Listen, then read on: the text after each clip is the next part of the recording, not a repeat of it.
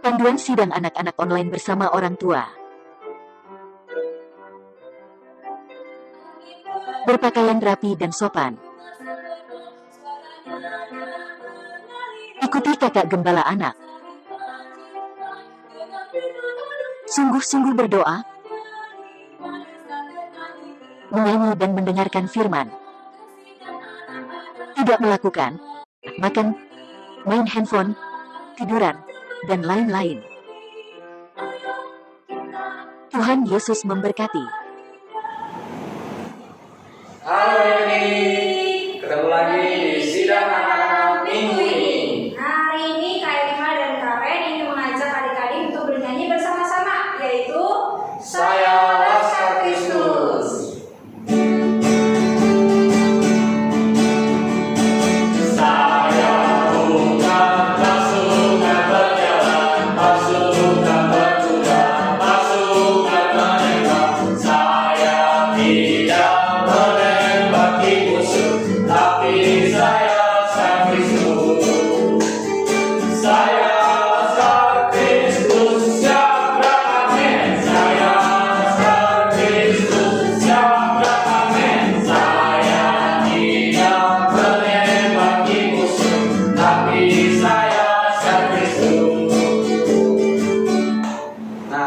Lagu ini memberi kegerakan loh. Ayo kita belajar bersama-sama. Ikuti kakak berdua di depan ya.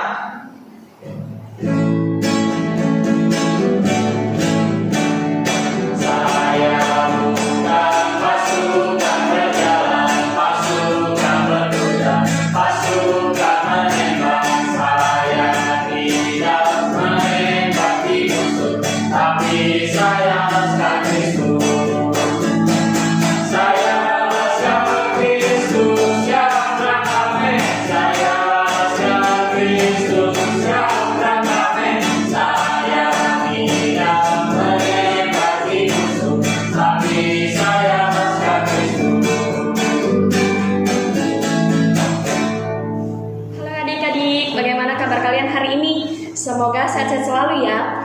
Puji Tuhan, hari ini kita masih bisa menikmati Tuhan. Hari ini kakak akan menceritakan satu kisah. Nah, cerita ini terdapat di Markus 7 ayat 24-30. Dengerin baik-baik ya. Jadi di sebelah barat laut Yudea terdapat dua kota. Kota ini bernama Tirus dan Sidon. Nah, kota ini terkenal dengan penyembahan berhalanya, dan mereka semua yang ada di kota ini menyembah patung-patung dan tidak mau menyembah Tuhan. Nah, tapi Tuhan melakukan satu mujizat di kota ini. Mengapa ya? Karena di kota ini terdapat seorang perempuan yang luar biasa. Perempuan ini memiliki masalah besar. Nah, masalah ini membuat dia sedih dan gelisah. Perempuan ini adalah seorang Yunani dari bangsa Siro-Fenisia. Suatu hari, ia mendengar bahwa Tuhan Yesus sedang lewat Tirus dan Sidon dan sedang berada di rumah seseorang. Karena itu, dia datang ke rumah itu berlutut dan tersungkur di depan kaki Tuhan Yesus. Nah, dia memohon kepada Tuhan Yesus untuk menolongnya. Coba kalian tebak, apa masalah dari ibu ini? Nah, ibu ini mempunyai seorang anak yang dirasuki oleh setan. Karena itu, ibu ini memohon kepada Tuhan Yesus untuk mengusir setan dari anaknya.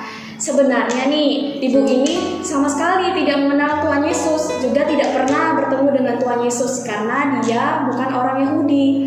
Orang Tirus, Sidon, mereka semua tidak peduli dengan apa yang terjadi di tengah-tengah orang-orang Yahudi. Bahkan mereka juga tidak mau menyembah Tuhan yang disembah oleh orang-orang Yahudi. Tapi berbeda nih, kalian boleh melihat, berbeda dengan ibu ini. Ibu ini mempunyai iman yang besar. Dia percaya bahwa Tuhan Yesus mampu menolongnya. Dia percaya bahwa Tuhan Yesus satu-satunya orang yang bisa mengusir setan dari anaknya. Bahkan dia juga percaya bahwa Tuhan Yesus adalah Tuhan yang hidup. Tidak seperti patung-patung yang mereka sembah. Patung-patung itu tidak bisa menolong ibu ini, tidak bisa mengusir setan nih. Nah, karena iman dari ibu ini, Tuhan Yesus mendengarkan dia. Tuhan Yesus mengusir setan dari anaknya. Nah, kalian bisa lihat Tuhan dari iman seorang ibu ini. dia luar biasa kan, dia punya iman yang besar terhadap anaknya, makanya itu Tuhan menyembuhkan anaknya. Nah, hari ini juga kita bisa belajar. Nah, kita perlu memiliki iman yang besar seperti ibu ini. Contohnya, kalau teman kalian sakit, kalian harus beriman. Ya, kita perlu ke dokter, tapi satu sisi juga kita perlu percaya dan berdoa kepada Tuhan bahwa Tuhan mampu menyembuhkan seseorang seperti menyembuhkan anak dari perempuan ini. Cerita kakak sampai sini ya. Tuhan Yesus memberkati. Nah, puji Tuhan adik-adik, tadi kan sudah mendengarkan cerita dari Kak Yustanti, bagaimana ceritanya berjudul Tuhan Yesus menyembuhkan keluargaku. Nah, di mana tadi diceritakan ada seorang ibu yang mempunyai seorang anak yang kerasukan setan. Nah, bagaimana cara ibu ini menyembuhkan anaknya sendiri? Dengan cara apa? Dengan cara dia mempunyai iman. Dia percaya kepada Tuhan. Hanya Tuhanlah yang dapat menyembuhkan anaknya itu dari segala penyakit. Nah, Tuhan juga sangat menghargai iman dari seorang ibu ini. Karena apa? Karena ibu ini walaupun di lingkungannya menyembah berhala, menyembah patung tadi di Sidon dan Tirus, banyak orang-orang yang menyembah berhala, tetapi ibu ini percaya kepada Tuhan Yesus kita.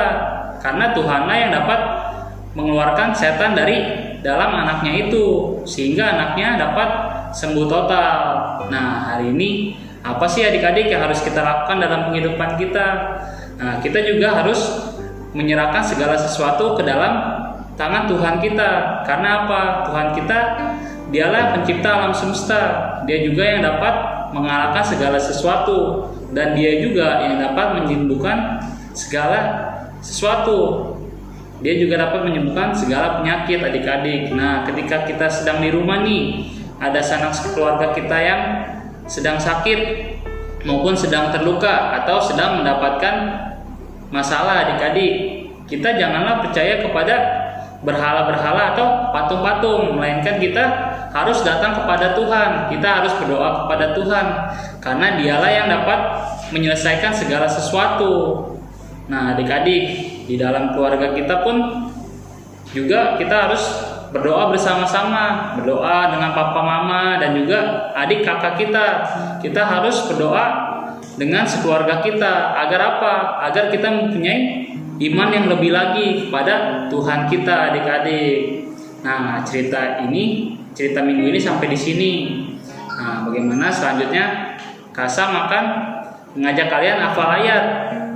Nah, kalian bisa menghafalkan satu ayat di rumah bersama papa mama dan juga bahkan adik atau kakak kalian, bahkan juga dengan nenek atau kakek kalian di rumah. Nah, jadi kalian harus terus membaca Alkitab sehingga apa? Mempunyai iman yang kuat kepada Tuhan kita.